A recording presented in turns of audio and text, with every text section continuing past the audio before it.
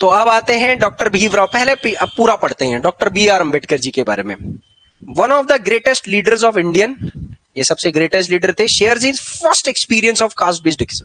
अंबेडकर जी के जिंदगी का पहला एक्सपीरियंस, क्योंकि जब वो बच्चे होंगे तो उनको तो समझ में नहीं आया होगा, लेकिन जैसे थोड़ा सा लड़कपन में आगे होंगे, 9 साल के थे वो, तो उनके साथ भेदभाव हुआ। अब कैसे हुआ यहां पर देखो, यहां आप ज्योग्राफी भी समझोगे, पॉलिटी भी, हिस्ट्री भी, सब समझ में आएगी। So this took place in 1901, 1901 में हुआ था ये, ठीक है। Poverty and un British rule in India, आपको एक किताब याद है दादा भाई नारोजी की, 1909 में आई थी। तो जब 1909 में वो दादा भाई नारोजी को किताब छाप रहे थे, तो ये इनके साथ ये भेदभाव हो रहा था। When he was just 9 years old, he had gone with his brother and cousins to meet his father in Koregaon. Koregaon कहां पर है? महाराष्ट्र में। ज्योग्राफी भी देखो, अपने भाई और कजनों के साथ कोरेगांव जा रहे थे। Long did he wait but no one turned up and hour elapsed and the station master came to inquire. Station पर खड़े हुए थे, स्टेशन पर कोई नहीं आया बहुत देर तक, मतलब ट्रेन से उतरे कोई आया ही नहीं उनको लेने के लिए, क्योंकि उनके पापा थोड़ा ठीक ठाक काम करते थे, है ना। उनके अंबेडकर जी के पापा थोड़ा ठीक ठाक काम करते थे, ठीक ठाक कपड़े इनके पास थे।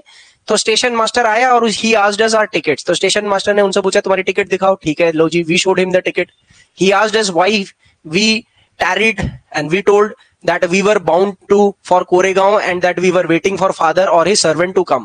कि सर, स्टेशन मास्टर ने बोल दिया यार यहाँ पर क्यों इतने देर से खड़े हुए हो? इन्होंने बोला सर हमको कोरेगांव में आना जाना है, लेकिन यहाँ हम अपने फादर या उनके द्वारा भेजे गए कोई सर्वेंट का वेट कर रहे हैं, कोई आया नहीं है। But neither had turned up and did, और हमें भी कोरेगांव का रास्ता नहीं पता है। समझ में आ रही है? बच्चे खड़े हुए ये अंबेडकर जी भाइयों के साथ, स्टेशन मास्टर ने पूछ लिया क्यों खड़े हो? कोरेगांव जाना है, कोई नहीं आ रखा है। ठीक है, अब देखो स्टेशन मास्टर का ऑब्जर्वेशन, ध्यान देना।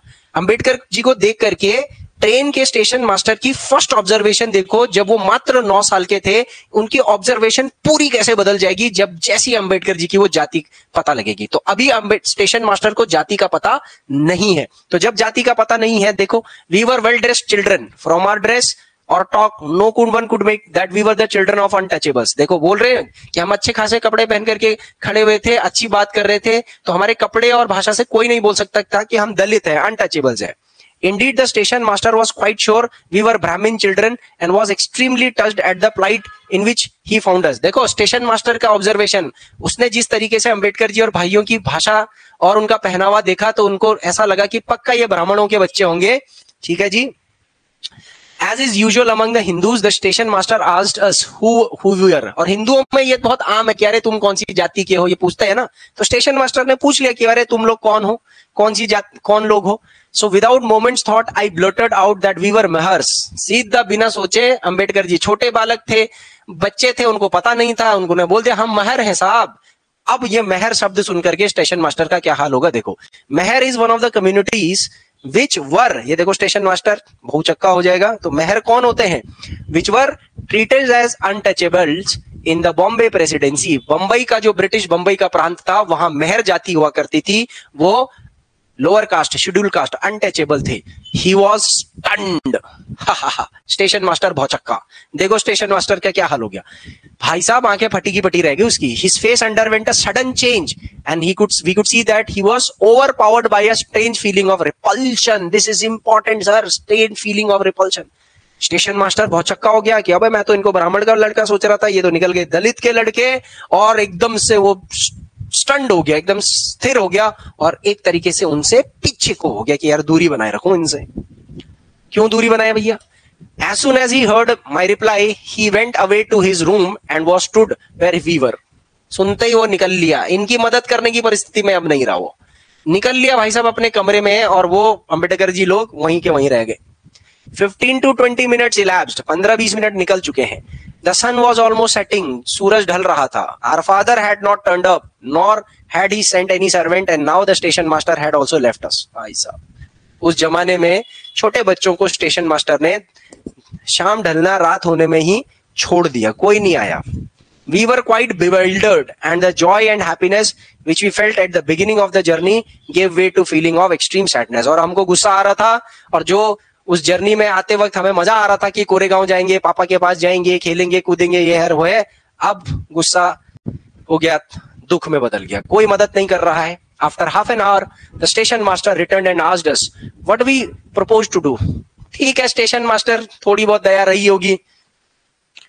आधे घंटे बाद वापस आया, देखा बच्चे वहीं खड़े हुए हैं, तो बोला यार आप क्या करोगे? तो हमने बोला कि if we could get a bullock cart on hire we would go to Koregaon and if it was not very far we would like to start straight away. तो बच्चों ने बोला कि साहब हम लोग जहाँ खुद ही जाना चाहेंगे, अगर हमारे को कोई घोड़ा गाड़ी ये बैलगाड़ी अगर मिल जाए तो हम खुद ही चले जाएंगे।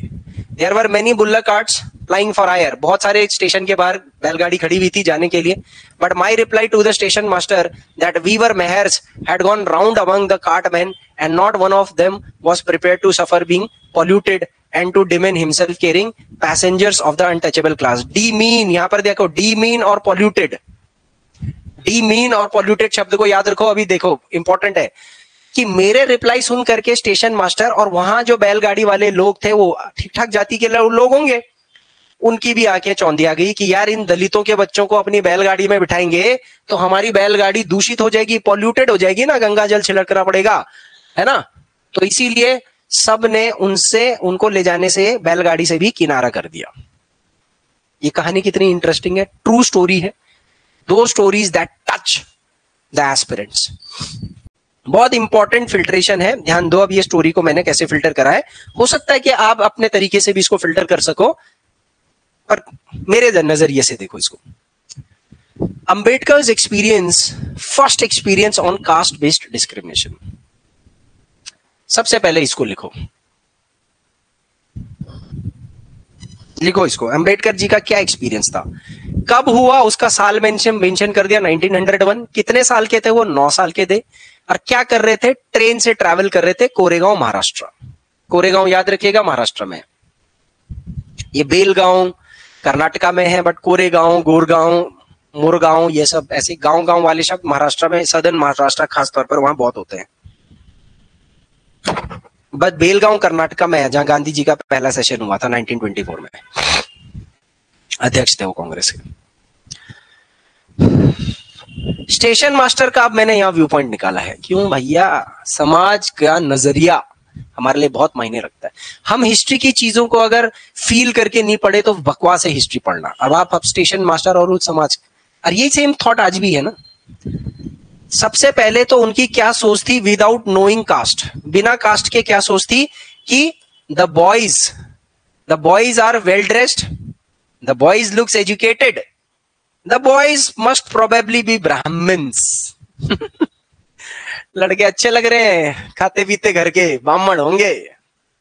लेकिन जैसे अंबेडकर जी ने बोला कि मैं मेहर जाति से हूं, आफ्टर नोइंग कास्ट, कास्ट क्या थी उनकी? मेहर। मेहर कौन थे? Untouchables of Bombay presidency. देखो इसको, मेहर जाति कौन सी थी? Untouchables of Bombay presidency. Stunned रह गए, भौचक्का रह गए, रिपल्सिव, रिपल्सिव मतलब दूर होना, मेहर जाति के भैया दूर रहो। Don't want to be polluted, bullock carts वालों की सोच थी कि अपनी गाड़ी को गंदा नहीं करना है। डोंट वांट टू हेल्प, कोई ना बुल्लक कार्ट वाला ना स्टेशन मास्टर वाला इन दलित बच्चों की मदद करने के इच्छुक नहीं दिख रहे थे। सो डिस्क्रिमिनेशन है ना ये, प्रेजुडिस है ना ये, स्टीरियोटाइप, बुल्लक कार्ट्स वालों की स्टीरियोटाइप माइंडसेट सबकी थी। लोअर कास्ट वाले, हायर कास्ट वाले हैं तो हम क्या क्या इन्होंने उन बच्चों के दिमाग में कितना गहरा असर छोड़ा होगा। ऐसे इंस्टेंसेस को सहन करके अंबेडकर जी ने क्या चीज सीखी? पढ़ना है। पढ़ाई ही सबसे बड़ा हथियार होगा। मैं पढ़ूंगा, इनके साथ बैठूंगा, बैरिस्टर बनूंगा इनके साथ। किनके साथ लड़ रहे हैं? गांधी के साथ, higher caste, Patel higher caste, Joshi higher caste, Brahmins. किसके साथ? तिलक जी, इनके साथ बैठूंगा, चर्चा करूंगा, लड़ूंगा। ब्रिटिशर्स, व्हाइट रेस से हायर, उनके साथ। Education is the most powerful weapon. He learnt it from being discriminated and then fought for his caste and became the biggest leader of his caste, even bigger than Mahatma Gandhi, who had a universal thought. हो गया जी, काम खत्म। अब इसके बाद अंबेडकर जी के बारे में पढ़ते हैं जो इस डब्बे में दे रखा है। ठीक है, यहां तक सब लोगों ने लिख लिया। Everybody is noted down? समझ में आ रहा है? जो लोग ऑनलाइन पढ़ रहे हैं प्लीज बताइए, are you understanding the filtration of NCERT and the benefit of NCERT and the mindset that NCERT can develop on your journey in your preparation for civil services? बहुत खूबसूरत है अगर आप उसको खूबसूरती से पढ़ो तो।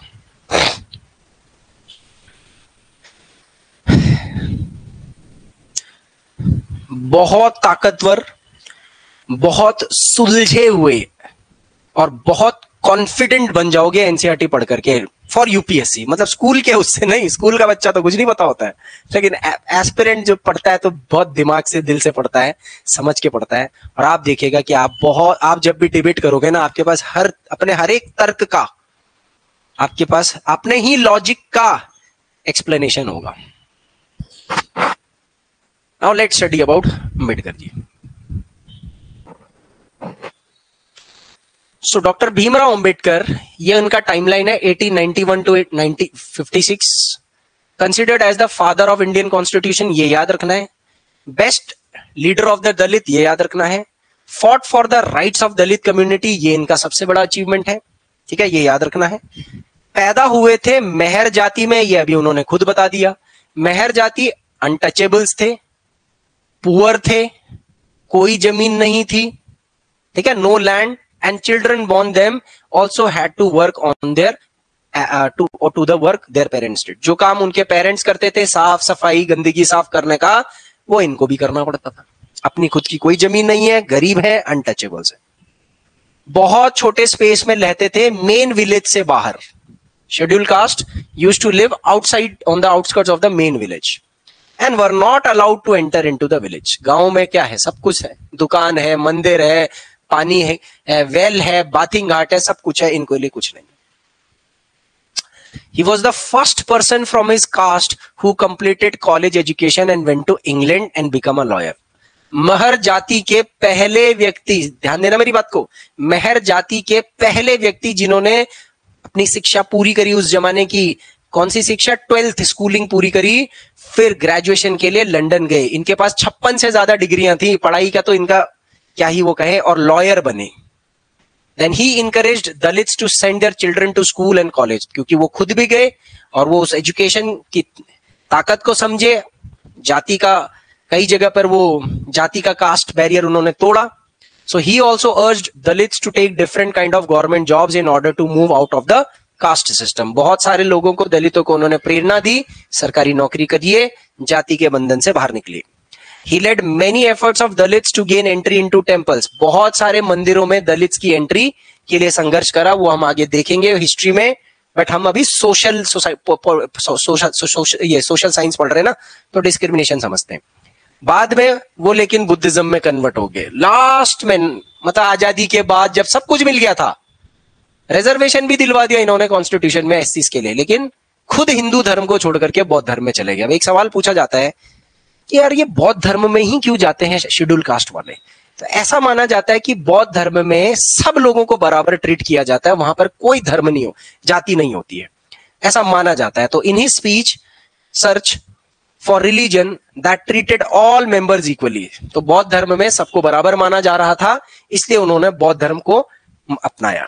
Doctor Ambedkar believed that Dalits must fight the caste system and work towards a society based on respect and not few but for all person. तो अंबेडकर जी की सबसे बड़ी लड़ाई थी कि दलितों को, लोअर कास्ट और अनटचेबल्स को अपने राइट्स, अधिकारों के लिए लड़ना चाहिए और एक ऐसे सोसाइटी का निर्माण करना चाहिए जहां पर सभी लोगों की बराबर इज्जत हो, इवन द अनटचेबल्स और the touchables, the poor, the weak, ये जो भी है, सबकी इज्जत बराबर हो। ऐसा समाज चाहते थे। अनफॉर्चुनेटली आजादी मिलने के बाद भी उनको ऐसा दिख नहीं रहा था, उन्होंने कहा यार हिंदू धर्म ही छोड़ो। ये है सब doctor B R Ambedkar ji के बारे में। उसके बाद एक टॉपिक और है इसमें छोटा सा, स्ट्राइविंग फॉर इक्वालिटी, है ना, इसको पहले देखते हैं।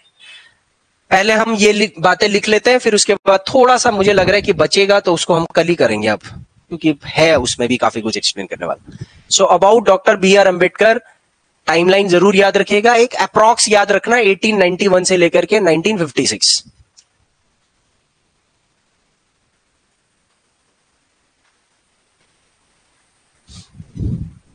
ठीक है, पहले आप इसको लिखो फिर मैं बताता हूं. First thing is what Ambedkar ji is most popular of, is known as the father of Indian Constitution and leader of the Dalits. Now why he is known as father of Indian Constitution ये तो आपको आगे पता लग जाएगा, but as of now आप इसको लिखिए क्योंकि इंडियन कॉन्स्टिट्यूशन को लिखने में इनका बड़ा हाथ है और दलितों के सबसे बड़े नेता. इनकी कास्ट मेहर कास्ट और वहां के फर्स्ट ग्रेजुएट थे ये. इनकी डिग्री लॉयर की डिग्री फ्रॉम लंदन, इसमें और भी आप पढ़ सकते हैं. ये दलितों को क्या इनकरेज करते थे, पढ़ो, जॉब्स करो और राइट्स के लिए फाइट करो, जैसे टेंपल एंट्री. ठीक है, education, job and rights. Fight for education, fight for jobs, fight for rights like temple entry. तो फाइट फॉर राइट्स. अब राइट्स कौन से है सर? सोशल राइट्स हो गए या जो भी उनके अपने फंडामेंटल राइट्स हो गए, सारे सोशल राइट्स के लिए फाइट करो.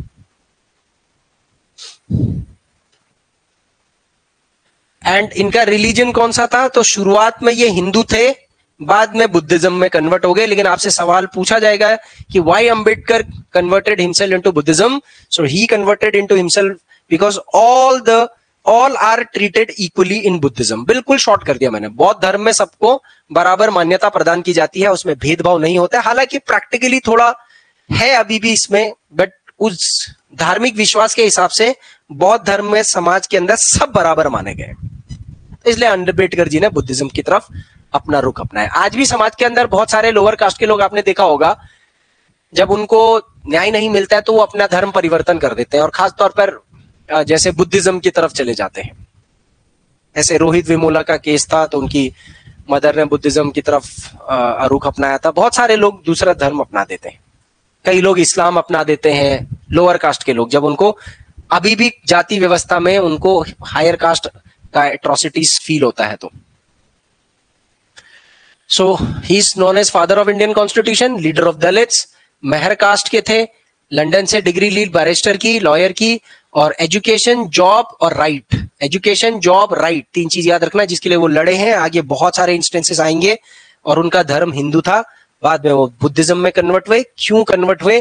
क्योंकि बुद्धिज्म में एक कॉन्सेप्ट था कि एवरीबडी इज ट्रीटेड इक्वली, और वो उस इक्वालिटी के लिए संघर्ष कर रहे थे, स्ट्राइव कर रहे थे सोसाइटी के अंदर, जो उनको फिर भी नहीं मिला. तो उन्होंने कहा अब तो मैं बुद्ध हूं, बुद्धिज्म वाला हूं.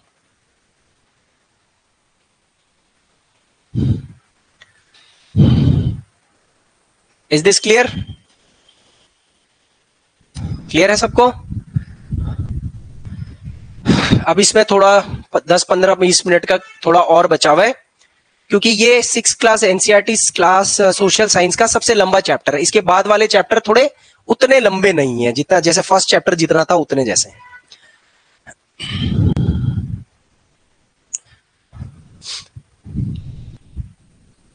देखो, जैसे हम केमिस्ट्री में बोलते हैं कि sir H is a molecule, hydrogen is a molecule, water is a molecule, they are different, but उनसे मिल करके H2O बना है. समझ रहे हो? सो ऐसे ही स्टीरियोटाइप और डिस्क्रिमिनेशन है. स्टीरियोटाइप एक थॉट प्रोसेस है, एक नेगेटिव थॉट प्रोसेस है ना. रूढ़िवादी विचारधारा कहते हैं ना जैसे हम एक. तो stereotype is like an ingredient. एक इंग्रेडिएंट है स्टीरियोटाइप. नेगेटिव बोलना, नेगेटिव वो, और उस स्टीरियोटाइप माइंडसेट का क्या प्रभाव पड़ता है समाज में? डिस्क्रिमिनेशन होता है. तो डिस्क्रिमिनेशन इज द रिजल्ट. ठीक है, stereotype is the cause, discrimination is the result of that stereotyping. तो हम ये कह सकते हैं कि देखो, जब तक मेरे मन में स्टीरियोटाइप थॉट नहीं आएगा, मैं डिस्क्रिमिनेट करूंगा ही नहीं ना. आप समझ रहे हो? देखो, एक है डाइवर्सिटी, लोग अलग अलग हैं, तो अलग अलग होते ही सीधा मैं भेदभाव कर सकता हूं? नहीं. तो अलग होना और भेदभाव करने के बीच में वो क्या है जो दोनों चीजों को जोड़ रहा है? वो है प्रिजुडिस और स्टीरियोटाइप माइंडसेट. आप समझ रहे हो? हम इतना कह सकते हैं कि sir stereotype is theory, practical, but ऐसा ना कहें जड़. और जैसे हम पेड़, मैं बोलूं कि जड़ नहीं होगी तो पेड़ भी बनेगा क्या? नहीं बनेगा. आप मुझे बताओ, सोसाइटी के अंदर में सारे स्टीरियोटाइप माइंडसेट खत्म कर देते हो तो डिस्क्रिमिनेशन खत्म हो जाएगा. यही तो सबकी मेहनत कोशिश है। हम सब क्या चाहते हैं कि रूढ़िवादी विचारधारा खत्म करें, स्टीरियोटाइपिंग खत्म करें, तभी डिस्क्रिमिनेशन खत्म होगा।